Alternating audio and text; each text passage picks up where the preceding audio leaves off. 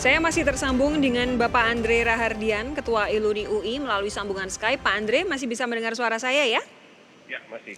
Oke, lalu juga melalui sambungan telepon ada Ibu Lia Partakusuma, Sekjen Persi Persatuan Rumah Sakit Seluruh Indonesia. Bu Lia, selamat malam. Selamat malam, Assalamualaikum warahmatullahi wabarakatuh. Waalaikumsalam warahmatullahi wabarakatuh. Oke, Bu Lia sebentar ya, saya mau ke Pak Andre terlebih dahulu. Pak Andre, tadi pernyataan Anda kurang dapat terdengar karena ada permasalahan dengan sambungan komunikasi. Tapi boleh tidak sekali lagi dijelaskan. Jadi apa yang sudah dilakukan oleh Iluni untuk memastikan bisa membantu pemerintah dalam melawan COVID-19 saat ini? Ya, baik. Jadi ada beberapa inisiatif yang kita lakukan. Pertama, kita membagikan sanitizer secara gratis ke masyarakat. Ini kita bersama dengan Departemen Kimia KUI. Yang kedua, kita juga mengundang dan mengajak para ahli kita untuk menjadi relawan yang akan bersama-sama dengan relawan dari pemerintah untuk membantu tenaga kesehatan di rumah sakit rujukan Wisma Atlet. Ya. Oke, jadi ini untuk yang memang alumni yang dokter atau perawat begitu ya? Bukan hanya itu, cuma kita bagi dua, medis dan non medis. Karena yang medis juga dibutuhkan seperti untuk sosial masyarakat, kita juga bisa soal penanganan atau pencegahan. Oke. Sudah berapa banyak orang yang mendaftar jadi relawan, Pak Andre? Sampai Senin kemarin itu terakhir sekitar 380 orang. 380 orang? Iya. Oke. Jadi 320-nya medis, sisanya yang... Oke, jadi apa sih Pak syarat untuk jadi relawan melalui Iluni, Pak Andre? Yang syarat pasti gantung dari medis atau medis. Kalau medis harus ada sertifikasi dan kecocokan di bidangnya. Yang non medis itu sesuai dengan kemampuan yang mereka anggap mereka punya, dan nanti akan dilakukan screening lagi tergantung apa yang dibutuhkan oleh gugus tugas. Oke, saya ke Bu Lia. Bu Lia, selamat malam Bu Lia. Selamat malam. Jadi ini dari hari ke hari kasus positif corona terus bertambah. Seberapa siap sebenarnya rumah sakit kita menampung semua kasus, baik itu ODP maupun yang benar-benar sudah dinyatakan positif COVID-19? Jadi mungkin saya sampaikan bahwa jumlah rumah sakit di Indonesia kan dalam data Februari 2020 kemarin itu berkisar 2.881 rumah sakit. Dan diantaranya kalau kita hitung, jumlah tempat tidurnya itu ada 276.454. Kurang lebih rata-rata satu rumah sakit 100 tempat tidur lah. 96 sampai 100. Tetapi ada juga yang besar. Nah, kalau kita lihat dari tempat tidur tersebut, biasanya ICU itu sekitar 5%.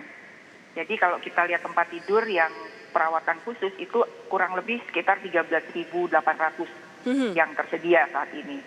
Nah, kemudian kalau kita lihat lonjakan, memang lonjakan pasien ini kan kelihatannya cukup serius ya. Penambahannya cukup banyak. Hari ini data kita ada sekitar 893 pasien COVID positif dengan jumlah pasien yang dirawat sekitar 780 yang ada di rumah sakit. Nah, tentu ini memprihatinkan apabila suatu saat nanti yang tadi dikatakan bahwa ada hitung-hitungan akan terjadi puncak atau terjadi ledakan di bulan-bulan entah itu akhir Maret atau April yang mungkin akan menyebabkan tempat tidur rumah sakit itu akan menjadi sangat-sangat penting atau sangat-sangat VIP atau bahkan mungkin tidak tersedia untuk pasien-pasien tersebut. Nah, sehingga tentu yang harus kita lakukan adalah dengan segera jangan sampai ramalan itu terjadi atau mungkin kita memang harus cukup tegas gitu dalam membuat strategi pemutusan rantai infeksi. Oke. Nah, seperti itu ya. Oke, Kalau Ibu. kita lihat juga ya. Silakan. Saya tambahkan bahwa kurang lebih 20% orang dewasa itu katanya kan bakal terinfeksi.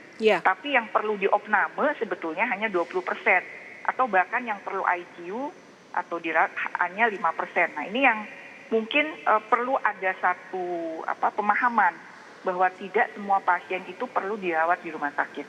Nah itu yang yang paling penting menurut saya. Oke, ini kondisi saat ini dari yang kami dengar dari sejumlah tenaga medis maupun tenaga kesehatan, baik itu melalui media massa, mainstream maupun media sosial, adalah bahwa banyak yang sudah merasa kewalahan. Ada yang akhirnya tertular karena kondisi kerjanya tidak bisa seideal yang diinginkan. Nah, kalau kemudian ada prediksi bahwa ini masih akan terus berlangsung, puncaknya sampai dengan April, rumah sakit kita sanggup tidak, Bu Lia?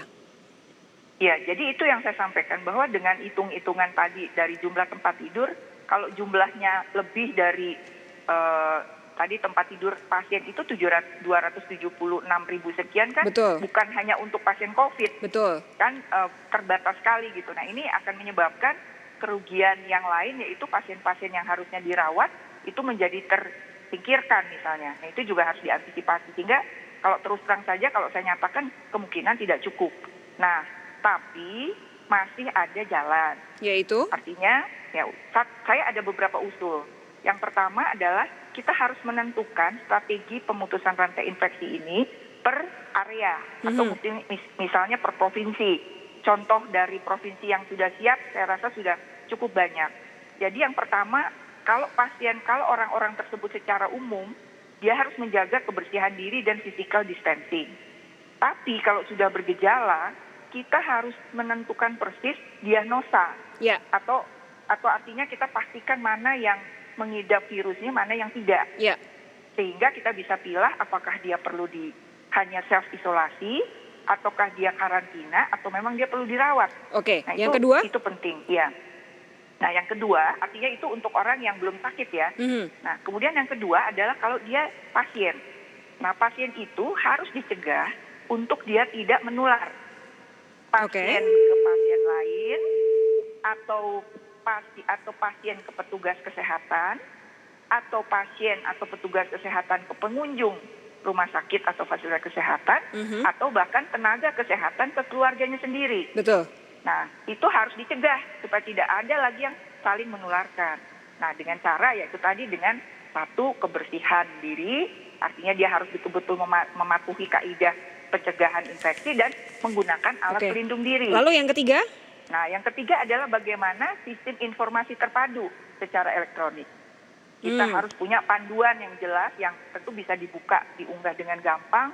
Kita harus punya pelaporan yang jelas. Menurut Anda sudah adakah sistem informasi terpadu elektronik ini, Bu Lia? Mudah-mudahan saya sih berharap ada ya. Jadi menurut Anda belum ada yang memadai? Belum, yang nasional belum ada, tapi kelihatannya akan ada karena sudah didengungkan ya. Oke, saya akan berbincang lagi dengan Ibu Lia sesaat lagi dan juga dengan Pak Andre. Jangan kemana-mana saudara, tetap bersama kami. Sapa Indonesia Malam, segera kembali.